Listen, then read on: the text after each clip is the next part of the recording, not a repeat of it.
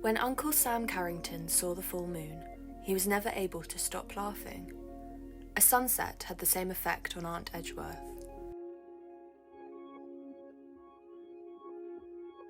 These two events created much suffering for my mother, who took pleasure in a certain social prestige. At the age of 8, I was considered the most serious person in the family. My mother confided in me. She said that it was shameful that nobody would invite her out, that Lady Cholmendley Botame did not say good afternoon to her in the street. I was deeply upset.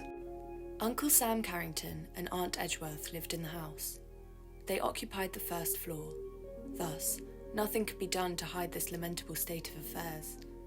During the daytime, I asked myself how I could free the family of this shame. Finally, it was impossible for me to bear the tension and my mother's tears, things that made me suffer greatly. I decided to search for the solution. One afternoon, when the sun had become very red and Aunt Edgeworth rejoiced in an especially repugnant manner, I took a jar of sweets, a loaf of bread, and took to the road. In order to frighten the bats, I sang, "Oh, come into the garden, Maud, and hear the blackbirds sing." Oh, val al jardín, Maude, y escucha el canto de los niños. My father sang this song when he wasn't going to church, and another that began so, "It cost me 7 shillings and 6 pence. Esto me costó 7 chelines y 6 peniques. I sang both songs with the same emotion. Good, I thought. The trip has begun. Night will certainly bring me a solution. If I count the trees up to the place where I am going, I will not lose my way. Upon returning, I will remember the number of trees, but I forgot that I only knew how to count up to 10, and even then I made mistakes. So, in a little while, I counted up to 10 several times until I became completely lost. Trees surrounded me everywhere. I am in the forest, I said to myself. I was right. The full moon diffused its clarity among the trees, which permitted me to see some meters in front of me and the reason for a disquieting noise. 2 cabbages that were fighting terribly made the disturbance. They tore off each other's leaves with such ferocity that soon there were only a few sad leaves everywhere and nothing of the cabbages. It doesn't matter, I said to myself. It's nothing more than a nightmare. But suddenly I remembered that that night I had not gone to bed and therefore I could not treat it as a nightmare. It's horrible, I thought. After that, I picked up the cadavers and continued my walk. In a little while, I came across a friend, the horse that years later would play an important part in my life. "Hello," he said to me. "Are you looking for something?" I explained to him the object of my excursion at such an advanced hour in the evening.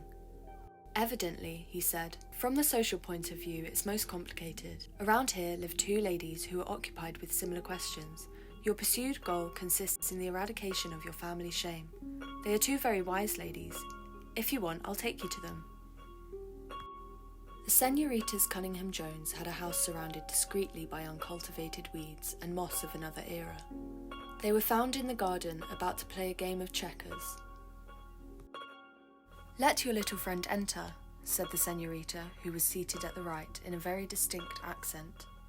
"We are always ready to help in the matter of respectability." The other senorita bent her head benevolently. She was wearing a huge hat adorned with all kinds of horticultural specimens. "Your family, senorita," she said to me, offering me a Louis XV style chair. "Does it continue the line of our beloved and lamented Duke of Wellington, or that of Sir Walter Scott, that noble aristocrat of fine literature?" I was a bit confused. There were no aristocrats in my family.